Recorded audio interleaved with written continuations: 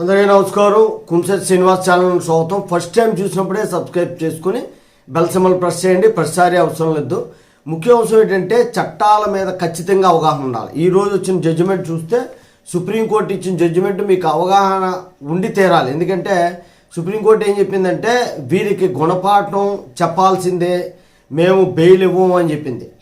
ఏ సందర్భంలో చెప్పింది, ఎందుకు చెప్పింది అన్న విషయాన్ని మీకు తెలియజేస్తాను. ఇటీవల కాలంలో హిట్ అండ్ రన్ కేసులు అనేవి భారీగా పెరిగిపోయి డబ్బులు, హోదా, అలాగే ఖరీదైన కారుల్లో మద్యం సేవించి ఇష్టానుసారంగా కారుల్ని నడుపుతున్నాడు.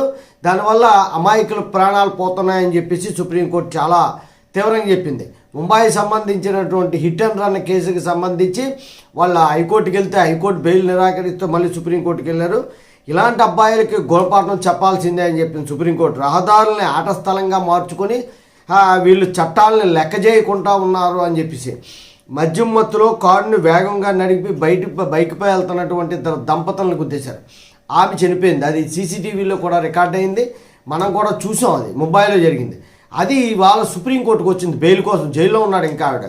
అప్పుడు బెయిల్ని నిరాకరిస్తూ ఈ వ్యాఖ్యలు చేసింది. సామాజిక హోదా, డబ్బులు, రాజకీయ పలుకుబడి, ఖరీదైన కార్లు, ఖరీదైనటువంటి అదే రాజకీయ నాయకులతో సంబంధాలు ఉండడం వల్ల వీళ్ళు విచ్చలవిడిగా ప్రవర్తిస్తున్నారు. ఇలాంటి వాళ్ళకి జైల్లో ఉంచకపోతే ఇంకా పెరిగిపోతాయి ఇలాంటి కేసులను ఉద్దేశంతోనే జైల్లో పెట్టాము మేము. అంటే వీడి పేరు ఏం పేరంటే వీడి పేరు మిహిర్ షా.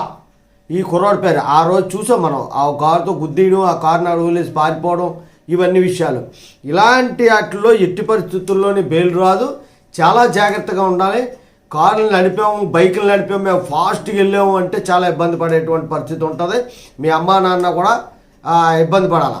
జై హింద్, భారత మాతాకి జై.